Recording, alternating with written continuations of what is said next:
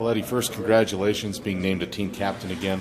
I know that's probably something that you don't take lightly. It's an honor. No, sir. What does it mean to you to not only be a captain of this team, but a two-time captain? You know, it feels like, because it's a great deal of work, to be a captain, a leader, you always have to be on your toes. You have to lead by example. You have to lead yourself first and foremost.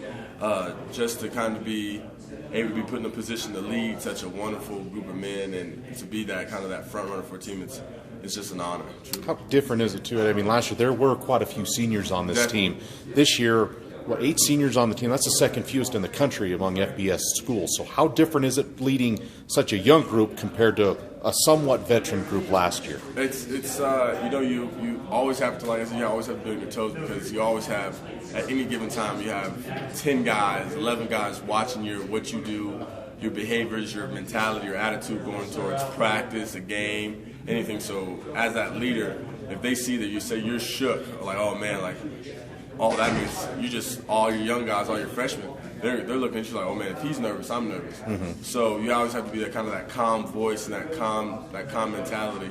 Because, like I said, you always have those guys looking up to you, especially since you're the senior. And how's that gone so far? I mean, I know you were just named captains, but how's that gone through camp and even through summer with a lot of these young guys, or even second or third year guys in the program? Do you think that's gone well so far? Definitely. Because with them, you can always tell with the team if they're being led correctly or kind of being guided in the right direction.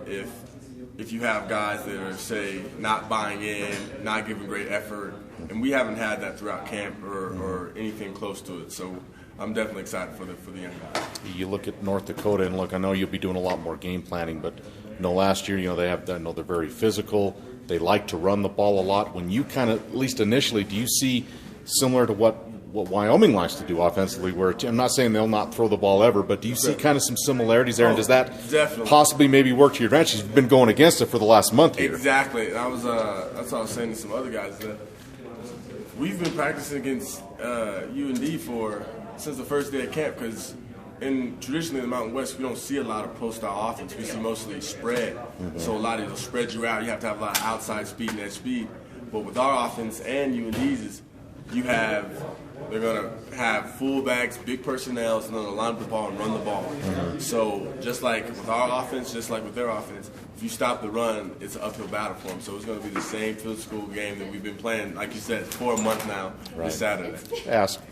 I know you're worried about the defensive side of the ball, Eddie, but talk about a guy like Cam Kaufman, mm-hmm. who's also a captain playing in his last year. What have you noticed about him? And he seems like kind of a quiet guy, but also a guy that generates a lot of respect and leadership. Definitely. Being named. How would you describe him, and how ready is he for this last opportunity in your mind? He's definitely primed and ready. We call him Indiana Jones because he's from Indiana. Indiana Jones is definitely ready and primed for this Saturday. He's had a great summer and taken that momentum into camp and had a great camp. So I'm really, truly excited for what he's going to do this Saturday. I feel like he's going to open a lot of eyes because people are sleeping on camp. I'm just going to say people are sleeping on him. But I'm excited for him to open those guys' eyes. It's the first day of classes, first week of classes. So what's your hardest class you're going to have, or you think you're going to have this year? I think it's going to be. Actually, I don't think I've had it yet. I have this class tomorrow. It's a research class, teaching you how to research and how to pretty much, you have to have blind, double blind, and things like that. Right. It's going to be hard. It's going to be a rough one. What about